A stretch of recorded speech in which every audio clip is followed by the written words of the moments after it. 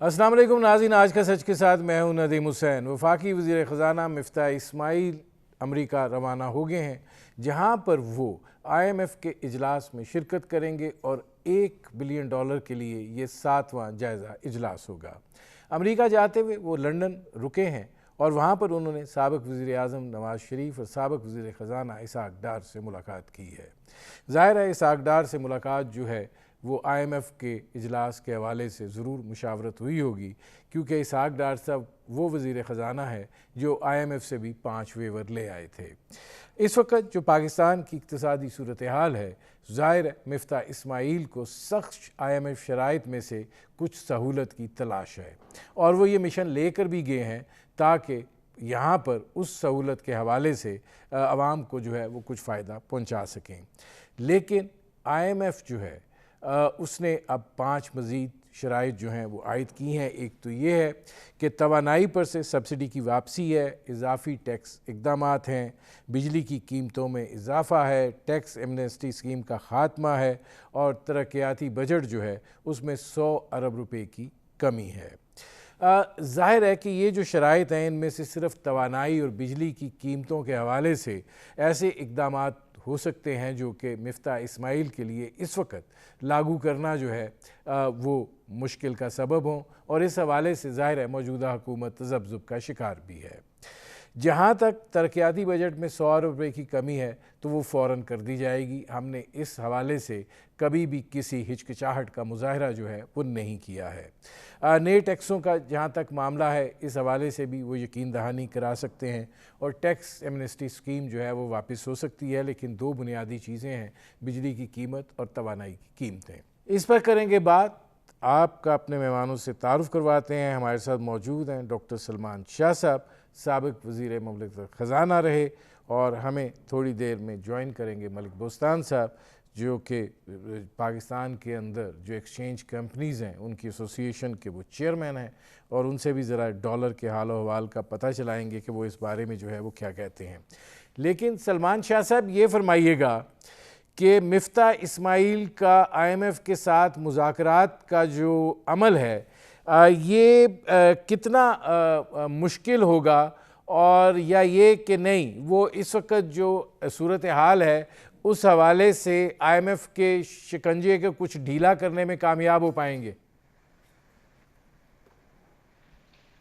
देखिए, मुश्किल तो नहीं होना चाहिए। सिर्फ एक बात है कि जो इनकी पहले हुकूमत में आने से पहले जो बयानिया था उसको अब उनको दफन करना पड़ेगा, और जो चीज़ें पिछली गवर्नमेंट ने एग्री की थी विद IMF और जिनको वो इम्प्लीमेंट करने जा रहे थे, उन चीज़ों को इनको दोबारा से इम्प्लीमेंट करना पड़ेगा।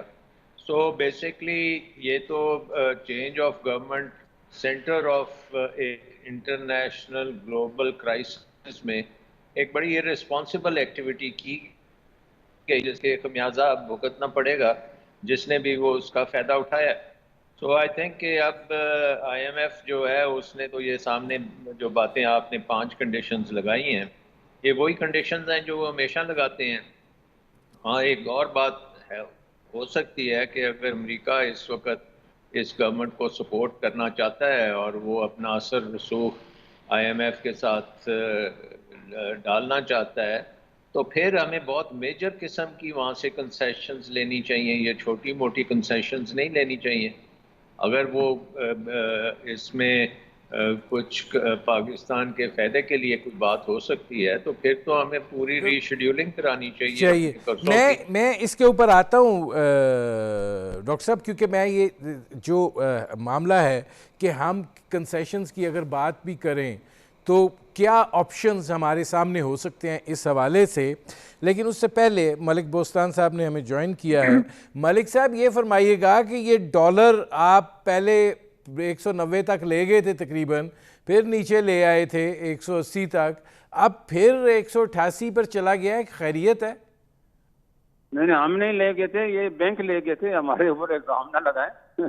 तो ये बैंकों की कारकर्दगी है। रात को भी मेरी मुफ्ता इस्माइल से बात हुई थी न्यूयॉर्क जाने से पहले इसी सिलसिले में, तो वो भी बड़े फिक्रमंद थे कि पहले हमारा नाम सुन के डॉलर जो है वो नीचे आया, आप दोबारा ऊपर हो गए, इसकी क्या वजूहत है। तो मैंने उन्हें बताया ये बैंक में खरीदारी हो रही है और पैसे का असल वजह ये है कि क्रूड ऑयल की कीमतें बहुत ज्यादा बढ़ी हैं। दूसरा, हुकूमत ने जो अब एलसियां डिले किया है, जो कि जैसे पैसे आपने ओगरा ने और पीएसओ ने लिखा भी था कि हमारे पास फंड खत्म हो गए और बैंक हमारी एलसियां खोल नहीं रहे, क्योंकि जो सब लीवीक पे और 10 रुपये 40 रुपये सब्सिडी है उससे काफी फर्क आया, अपसेट हो गई मार्केट। तो वो सारी चीजें एलसियां डिले खुली, आप इन्होंने को फंड दिए हैं तो अब उनकी एलसियां एक्सेप्ट हो गई हैं, तो प्रेशर है। और दूसरा, रियाल का प्रेशर बहुत ज्यादा है। लोग उम्रे पे 2 साल बाद है, उम्र खुला है तो बड़े पैमाने में रियाल, जो हमारे पास 15 से 20 मिलियन रियाल आते थे उससे हम डॉलर बनाते थे डेली, 1.5 2 मिलियन डॉलर, वो शार्ट हो गए, वो लोग बाइंग करके उम्रे पे जा रहे हैं। तो 4-5 दिन के बाद उसकी बाइंग भी खत्म हो जाएगी। तो वो अभी, और एलसीओ का भी जो लाइन में लगी हुई थी उसकी भी खत्म होगी, तो इनके अगले हफ्ते आप देखेंगे डॉलर का रेट गिरना शुरू हो जाएगा।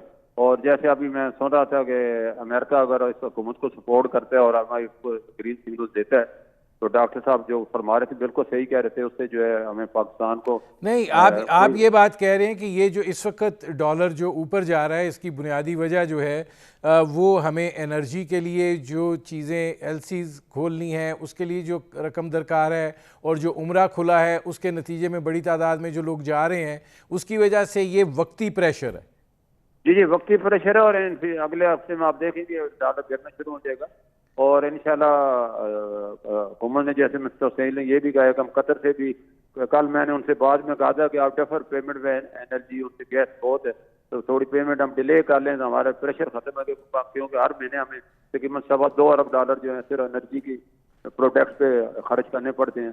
तो यही हमारा सबसे बड़ा बोझ है और इस बोझ को हम उतारने के लिए क्योंकि हमने बड़े बेवकूफ़ी की पावर प्लांट लगाए और गैस सारी उनको मिल रही है और गैस की शॉर्टेज हुई है। और जो जो कंपनी आपने सुना होगा, गनौर और दूसरी कंपनी ने हमारी जो एनएलजी थी वो उसने इंटरनेशनल मार्केट में $25 में बेच दी अलग, और हमें महंगी फिर खरीदनी पड़ी और डिफॉल्ट कर गया। अब हुकूमत ने उनके खिलाफ आलमी अदालत में वो केस किया है और चलो देर आमद दुरुस्त आमद, लेकिन उनका पहले ही कर देना चाहिए कि उसने बहुत बेनिफिट उठाया और हमें बहुत नुकसान और भारी उठाना पड़ा, वही हमें $30 की ऑन द करंट रेट में खरीदनी पड़ी।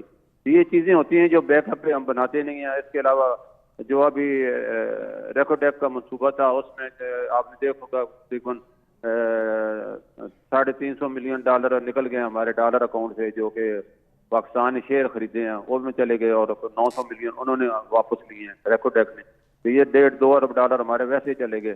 तो उसे रिजर्व में जो कमी हुई तो इंटरनेशनली और डोमेस्टिक सतह पे लोगों ने समझा कि पाकिस्तान के रिजर्व बहुत ही कम हो गए, ऐसी कम हो गए। ठीक है, मैं मलिक साहब आता हूँ ज़रा इसमें। डॉक्टर साहब, इससे पहले हम आगे बढ़ें क्योंकि जहाँ पे मलिक बोस्तान साहब ने ख़त्म किया वो ज़र मुबादला के ज़खायर हैं। अब जो ज़र मुबादला के ज़खायर की सूरत हाल है इस वक्त और जो हमारी ज़रूरत है 5 से 6 अरब डॉलर की आने वाले महीनों में, आप क्या समझते हैं हम कितना एज पर खड़े हैं? अगर हमें ब्रीदिंग स्पेस जो है वो आईएमएफ से या जो हम अब इस वक्त फिर एक मरतबा तकिया लगाए बैठे हैं चीन और सऊदी अरब पर, वो अगर नहीं मिलती तो?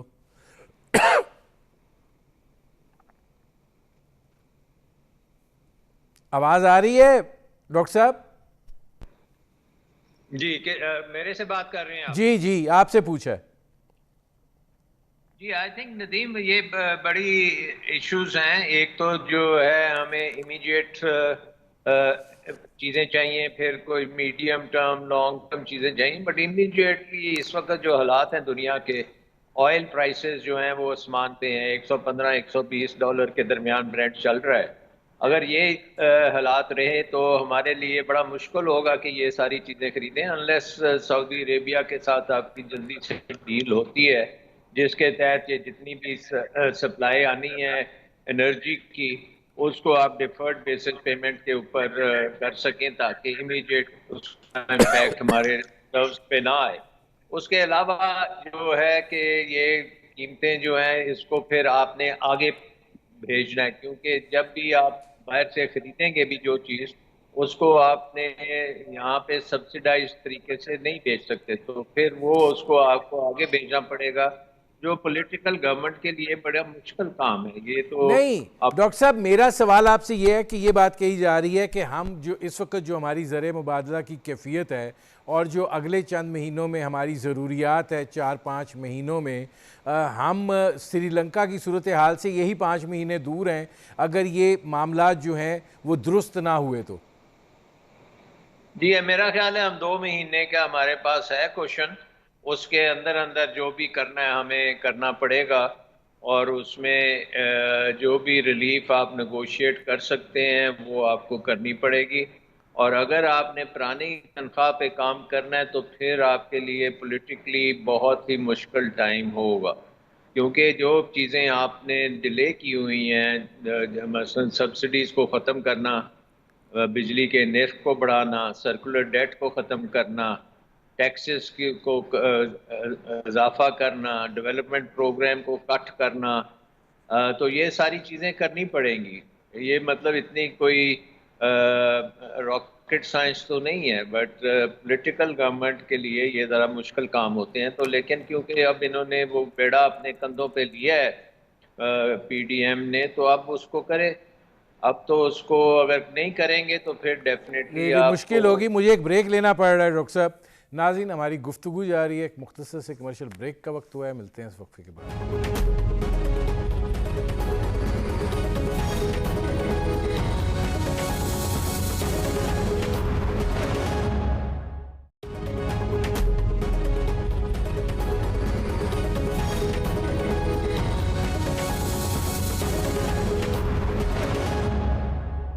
Welcome back. अच्छा मलिक साहब, ज़रा ये एक सवाल आपसे है और वो ये है कि ज़ाहिर है कि जब डॉलर की कीमत बढ़ती है तो बहुत सारी मसाइल जो हैं वो पैदा होते हैं। अब इस वक्त जो डॉक्टर साहब बात कर रहे हैं कि 2 हफ्ते का कुशन है, तो आप ज़ाहिर है कि 2 महीने का जो कुशन है उसके दौरान हमें डॉलर की ज़रूरत तो पड़ेगी। तो आप ये बात जो कह रहे हैं कि अगले हफ्ते डॉलर की कीमत कम होना शुरू हो जाएगी, उसकी वजह क्या है?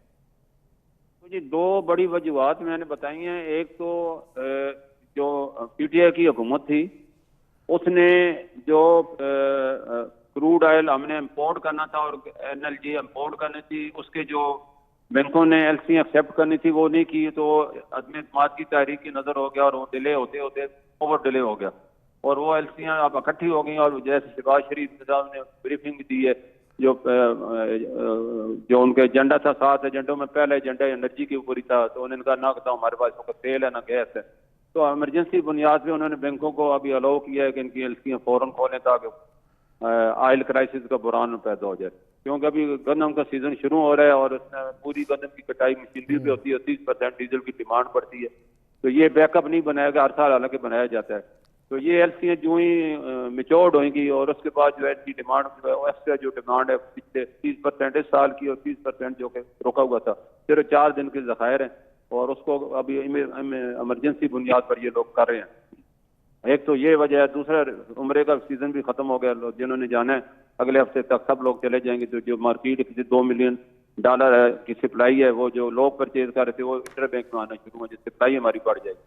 तो तीसरी वजह यह है कि जैसे शहबाज शरीफ साहब ने कहा कि वो उम्रे पे जा रहे हैं और वो ज़ाहिर है वो भी इनको कुछ ना कुछ तो अप्लाइज करेंगे, बड़े अच्छे इनके रिलेशन शुरू में रहे हैं, तो वो मतलब $5-10 मिलियन जो मांग ही लेंगे और वो कुछ मिल ही जाएगा। चाइना भी जो रोल ओवर पहले नहीं किया था, रोका हुआ था कि नई हुकूमत से हम बातचीत करेंगे, तो वो भी इनके ऊपर ज़ाहिर है $4-5 बिलियन दे देंगे, तो 8-10 बिलियन का इन्होंने जो टारगेट है वो पूरा हो जाएगा। तो पाकिस्तान के ये नहीं कि रेमिटेंस अल्लाह का शुक्र हमारी बढ़ी है, जो $2.3 अरब की हुई है और रमजान में हमेशा बढ़ जाती है, तो बड़ी तक बढ़ती रहती है, तो ये भी हमारी उम्मीद है कि अगले महीने 3 अरब को छू सकती वो हो जाएगा। ठीक है, अब इसमें ये फरमाइएगा सलमान शाह साहब कि अब मैं उस तरफ आता हूँ, ये जो IMF वाला मामला है, अगर तो कोई मिफ्ताह इस्माइल साहब कोशिश करते हैं ब्रीदिंग स्पेस लेने की, तो वो मिनिमम क्या हो सकती है, क्योंकि मैक्सिमम तो शायद हमें नहीं मिल पाएगी।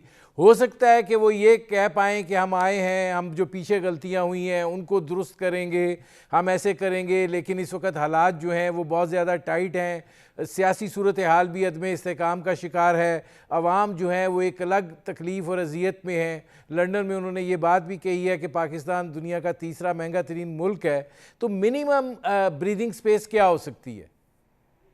देखिए, एक बात ये है कि ये कहानी तो IMF ने कई बार सुनी हुई है, और जो शौकत तरीन साहब भी यही बातें करते थे कि जी हम पॉलिटिकल गवर्नमेंट हैं, हमसे ये इतने मुश्किल काम ना लिए जाएं, तो वो इसका IMF के ऊपर इतना कोई ख़ास इफेक्ट नहीं होता। मैंने जैसे पहले कहा कि अगर वहाँ पे कोई आपके साथी हैं जो कि उनके ऊपर उनके बोर्ड पे प्रेशर डालें कि भाई इनको थोड़ी सी रिलैक्स टर्म्स दी जाएं, तो उसकी कॉस्ट भी तो पाकिस्तान को ही बेयर करनी पड़ेगी, वो फ्री ऑफ कॉस्ट नहीं है। मसलन अगर आप के जो कर्जे हैं इस वक्त, वो तकरीबन 10 से 15 अरब डॉलर हर साल रीफाइनेंस करने की ज़रूरत है। यहाँ तो वो जो बायलैटरल हैं उनको रोल ओवर करना है उन्होंने, और जो दूसरे हैं वो आपको रीफाइनेंसिंग बड़ी महंगी है। वो इस वक्त आपका क्रेडिट डिफॉल्ट स्वैप्स जो हैं वो इतने मैक्सिमम पीक पे हैं, और उस दौरान आप जब रीफाइनेंस करेंगे तो बड़े महंगे आपको करने पड़ेंगे, जो कि इकॉनमी अफोर्ड ही नहीं कर सकती। सो आई थिंक कि चॉइसेस बड़ी लिमिटेड हैं, और ठीक, उसी के अंदर आपने रहना है। और मेन उसी में चीज़ से तो ये निकालना है है। मैं कि डॉक्टर साहब आप आता हूँ। ये मुश्किल काम करने पड़ेंगे जो ज़रूरत है इकोनॉमी की, उसको ठीक है। डिले तो थोड़ा बहुत कर लेंगे, लेकिन करना पड़ेगा।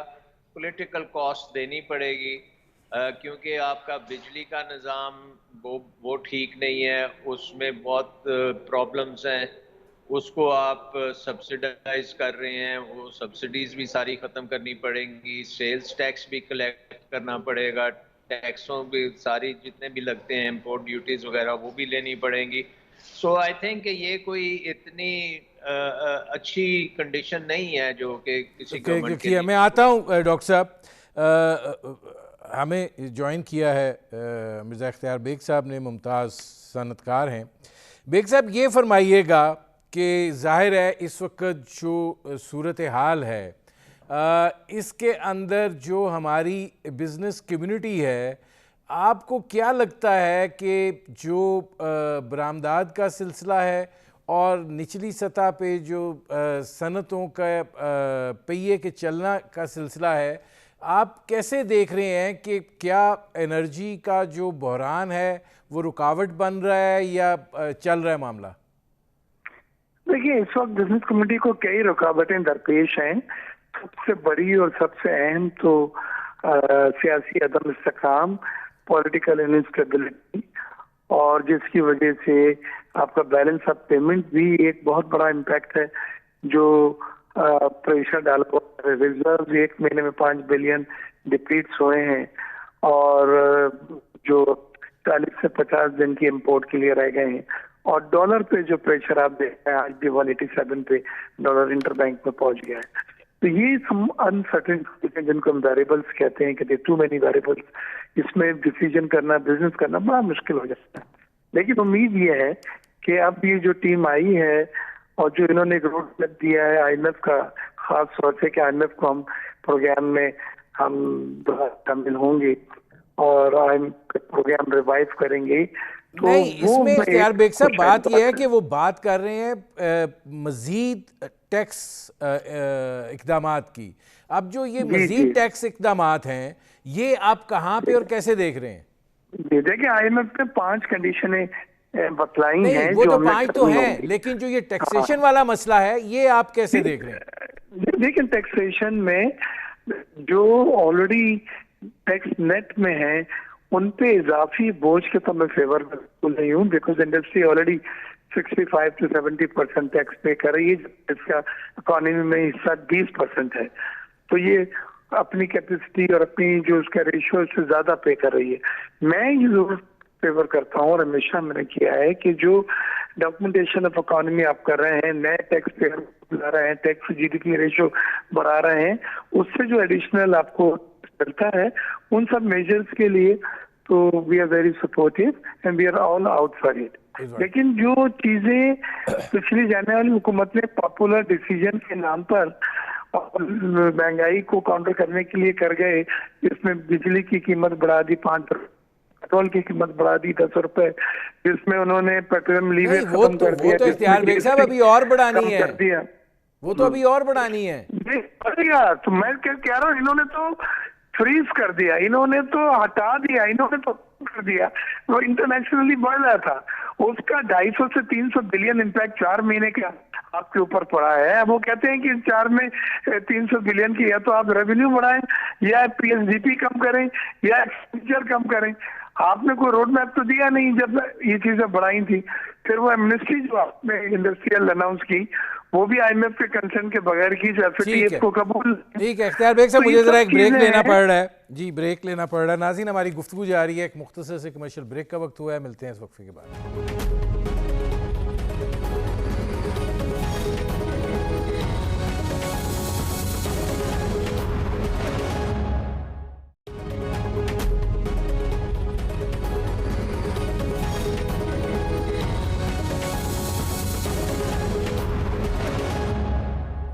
Welcome back.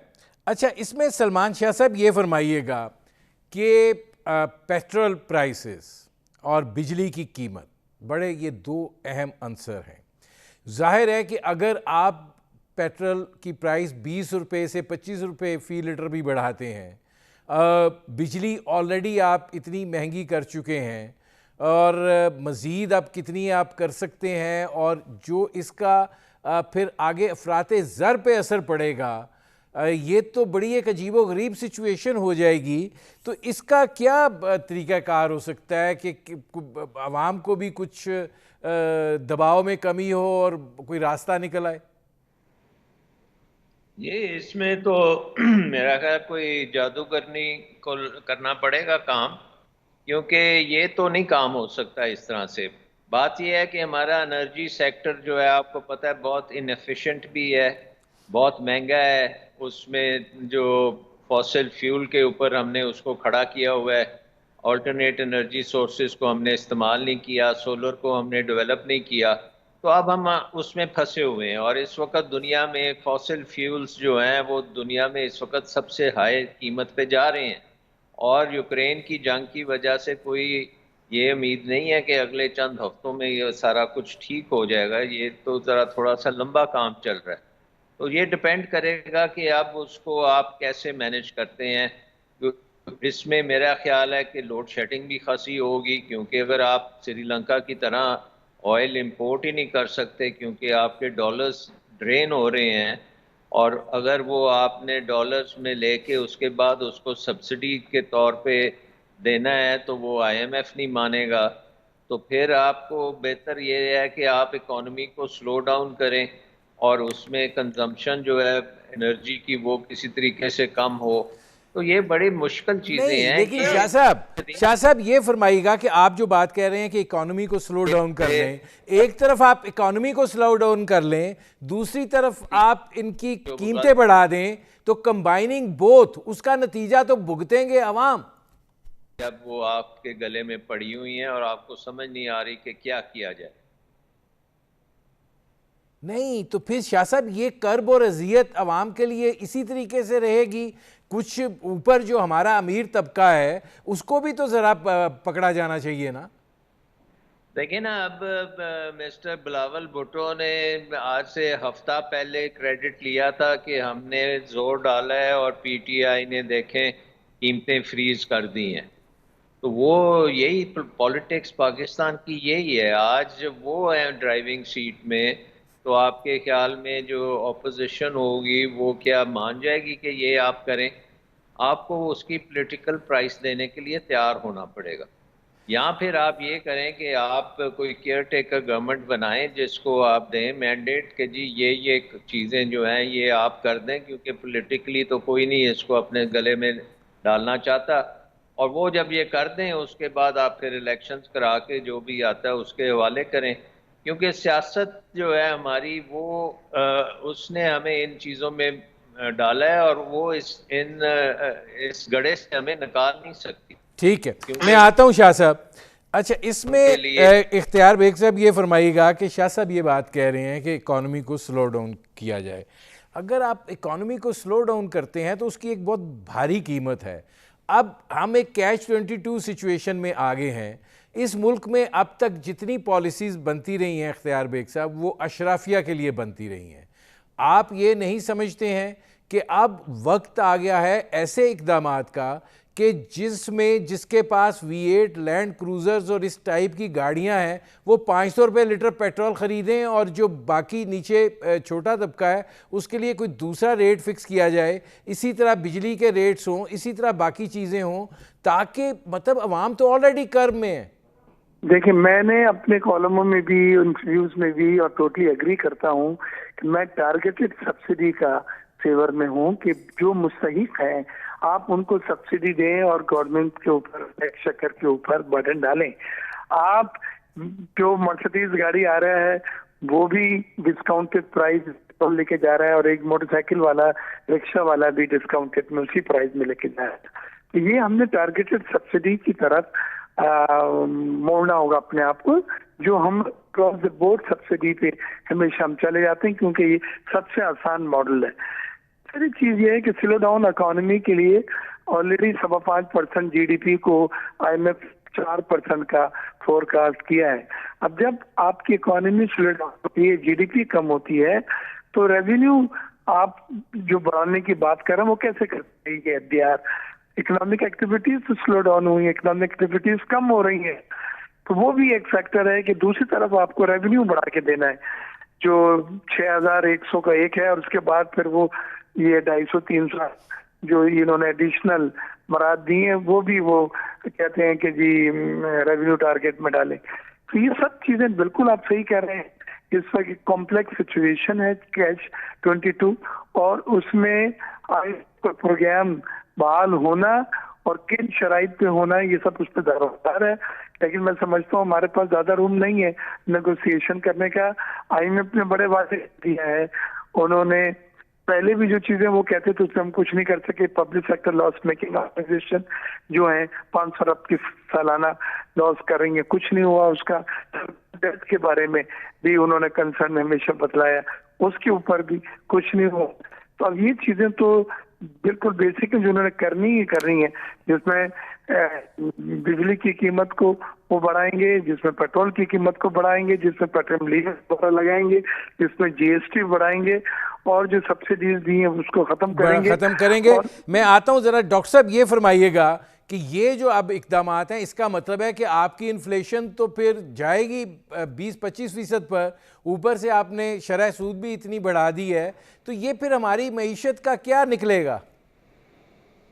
देखिए, जाहिर है कि ये आपको काम करने से इन्फ्लेशनरी इम्पैक्ट तो पहले राउंड में डेफिनेटली आएगा, लेकिन अगर आपने अपना करंट अकाउंट डेफिसिट पे काबू पा लिया तो उससे फिर आपका रुपया जो है वो स्ट्रेंथन होगा, और वो जो डिवैल्यूएशन, वहां भी तो सियासी मसलतें हैं ना।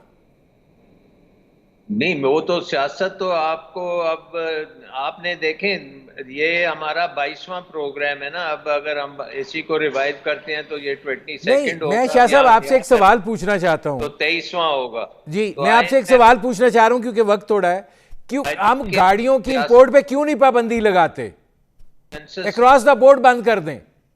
काम हम ने करना है और ये जरूरी है, क्योंकि देखें श्रीलंका वाली सिचुएशन जो है ना आपके लिए बहुत ही प्रॉब्लमेटिक होगी, बहुत मुश्किल होगा, और जो कड़वी दवाई IMF इस वक्त आपको देना चाहता है उससे कम से कम आपको आगे सर्वाइवल नज़र आएगा। अगर वो आपने नहीं ली चीज़ें तो फिर ये आपकी हालात जो हैं ये बड़े मुश्किल हो जाएंगे। मेरे प्रोग्राम का वक्त ख़त्म हो रहा है। बहुत शुक्रिया डॉक्टर सलमान शाह साहब, बहुत शुक्रिया मिर्ज़ा इख्तियार बेग साहब, और बहुत शुक्रिया मलिक बोस्तान साहब। नाज़रीन, आपने हमारे पैनल के शुरका की गुफ्तगू सुनी। अब तक के लिए इतना ही, इजाज़त दीजिए। अल्लाह हाफ़िज़।